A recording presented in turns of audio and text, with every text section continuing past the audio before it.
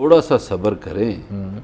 महंगाई है, बेरोजगारी भी है, ठीक है, जिंदगी तंग है, लेकिन अब इसी तंगी में से कोई अंदाजा कितना सब्र कर ले। देखिए, इसी तंगी में से निकलना है हमने। नहीं, बात तो है। देखिए, बात ये है कि सब्र सारा हुक्मरान जो भी आए वो कहता रहा कौन मैं कुर्बानी दे, कहता घास हूं खा कि- लीजिएगा, घास खा लें, ये कर लें, पेट पे पत्थर बांध लें, मुल्क को बेरबानी करे साथ दें। इस कौम ने हमेशा साथ दिया अपने हुक्मरानों का, 70 साल से दे रही है। मैं अब मजीद समझता हूं कितना सब्र करे ये कौम कि और कितनी कुर्बानी दे। पाकिस्तान 5 अरब इंसानों का गेटवे है जी, पाकिस्तान के बगैर दुनिया की ट्रेड नहीं हो सकती, नहीं हो सकती, नहीं हो सकती। भाईजान आपकी बातों पे यकीन। पाकिस्तान आने, ये जो इंडिकेटर दे रहे हैं दुनिया के इदारे दे रहे हैं भाई साहब, मैं खुद से नहीं कह आप रहा, बिल्कुल ठीक वो कह रहे कहते हैं कि पाकिस्तान एक बड़ी इकोनॉमी के तौर पर सामने आएगा। इसीलिए तो ये मानने पे 2-4 मजबूर हूं। महीनों का किस्सा है। अल्लाह खैर करे। आपका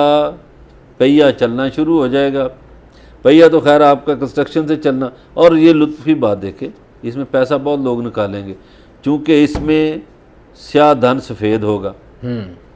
ये भी तो एक ऑप्शन है ना भाई, मैंने कि किसी से पूछा नहीं जाएगा भाई मकान बनाया, पैसे कहाँ से आए। हल्की सी बात करके तो फिर मैंने अगले बात पे जाना है। लेकिन साथ आप ये कहते हैं कौम को थोड़ी सी कुर्बानी देनी चाहिए। जो मेरा सवाल है, आप कहते थे कि हमारी कैबिनेट बड़ी मुख्तसर होगी, और इस मुख्तसर कैबिनेट में इस वक्त 26 वफाकी वजीर, 4 वज़राए ममलिकत, 5 एडवाइज़र और 14 स्पेशल असिस्टेंट्स हैं। हम आपकी किस किस बात पे यकीन करें?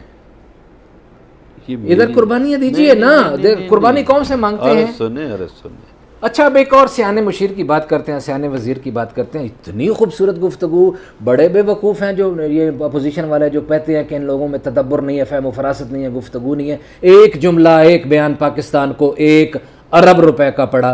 एक जुमला, एक बयान कि PIA में पायलट जाली हैं, लाइसेंस जाली हैं। और उसके बाद यूरोपीय यूनियन ने भी पाबंदी लगा दी है, और उसके बाद अमेरिका ने भी पाबंदी लगा दी है। हत्ता के पाकिस्तान से सोमालिया और बहरीन पूछते हैं अपने पायलट्स की वजाहत करो। मैं तो इस बयान का हामी हूँ, इसलिए हामी हूँ कि अब जब नए सिरे से आपके पायलट सामने आएंगे तो दुनिया आपके पायलट्स पे आंखें बंद करके यकीन करेगी, इसलिए कि आप जाली डिग्रियों वालों को निकालते हैं। सही। मेरी तो ये गुजारिश है कि जिस भी शोबे में जाली डिग्रियों वाले लोग भर्ती हुए हैं उनको नौकरियों से फारिग करो, उनको सजा भी दो कि उन्होंने जालसाजी, जिन्होंने जाली डिग्रियां दी हैं उनके खिलाफ बात करें। उनके खिलाफ भी कार्रवाई होनी चाहिए। वो जो सिविल एविएशन अथॉरिटी के उस जमाने में जो अफसरान बैठे थे, उनकी डिग्रियों के ऊपर जिन जिन के दस्तखत थे, उन तमाम लोगों को लटकाया जाए। बिल्कुल लटकाया जाए। जिसने जाली डिग्री जारी की उसको भी लटकाया जाए। बिल्कुल। जिसने जाली डिग्री पे भर्ती की उसको भी लटकाया जाए। जब तक आप ये अमल नहीं करेंगे आपके मुल्क में शोबे ठीक नहीं हो सकते, महकमे ठीक नहीं हो सकते। मैं तो समझता हूँ ये अच्छा हो गया, इसलिए कि आपके मुल्क के इदारे भाई आज नहीं तो कल साफ करें। इसीलिए प्राइम मिनिस्टर ने ये कहा, जब ये अपोजिशन ने शोर मचाया ज़्यादा कि ये जी जाली डिग्रियों वाले क्यों फारिग कर रहे हैं, बल्कि वो मुशाहिदुल्लाह जो है उसने कहा जी आधी तनख्वाह दे दें इनको। और भाई क्यों दे दें आधी तनख्वाह?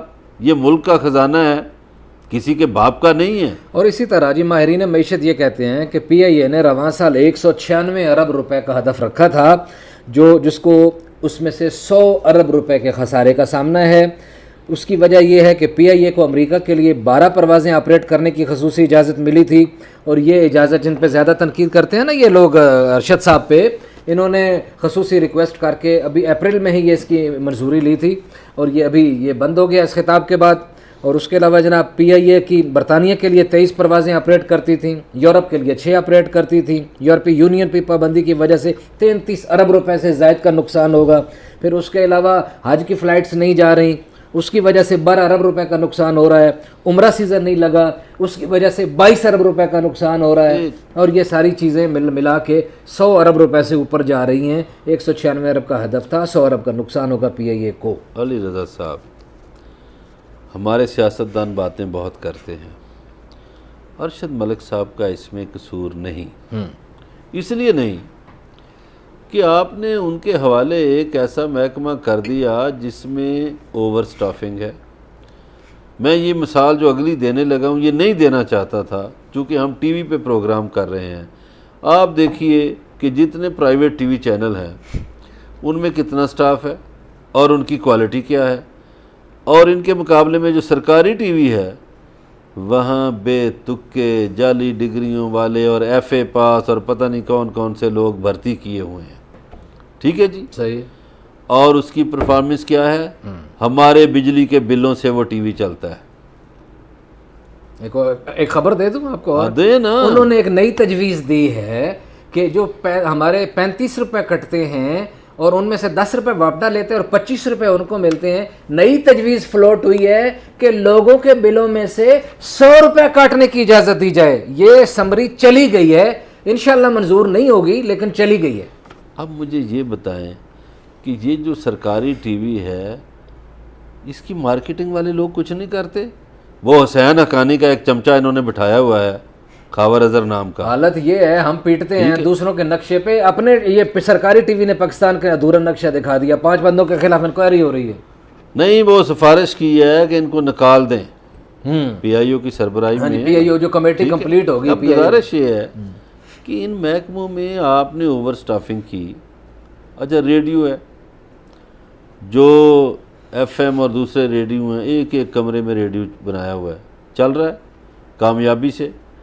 इधर जहाज़ जितनी बिल्डिंगें हैं रेडियो की, इतना स्टाफ है और कारकर्दगी कुछ भी नहीं। तो भाई साहब, यही हाल आपके PIA का है, यही हाल आपकी स्टील मिल का था। स्टील मिल तो शुक्र है वो जान छूटी। जी बिल्कुल सही है। जो खसारे में, जो मुसलसल खसारे में जो इदारे हैं और जिन्होंने कौमी मईशत पे एक बिल्कुल सफ़ेद हाथी की तरह बोझ बन के बैठे हुए थे, उनको या तो ठीक किया जाना चाहिए या उनको बेचना चाहिए। जो उसके लिए जो भी बेहतर निज़ाम हो उसको किया जाना चाहिए। PIA को मुमकिना तौर पर अब 100 अरब रुपये खसारे का सामना है। PIA को खसारे से जिन लोगों ने दो चार किया और जिनके ऊपर इल्ज़ाम है कि जो यूनियनें हैं इन्होंने बड़ी तबाही फैलाई, ये कहा गया जी जाली डिग्रियों वालों ने बहुत तबाही फैलाई, तो इस हवाले से हमने मौक़िफ़ रहने के लिए रब्ता किया है रमज़ान लगारी साहब से, जो पीपल्स यूनिटी के सदर हैं। रमज़ान लगारी साहब, आपके ऊपर इल्ज़ाम है सीधी सीधी बजाय लंबी तमहीद के कि जनाब ये यूनियनें ना होती तो PIA बहुत अच्छी उड़ रही थी और अब PIA का सत्यानाश हो गया है। ये वो PIA है जो पूरी दुनिया को पहले सिखाती थी, यहाँ से लोग जाते थे, सिखाते थे, बहुत सारी एयरलाइनों को खड़ा करके अब खुद डूब गए हैं, जाली लाइसेंस आ गए हैं और जाली डिग्रियां आई हैं और जाली डिग्रियों पे लोग भर्ती हुए हैं, सियासी बुनियादों पे भर्ती हुए हैं। क्या कहते हैं आप?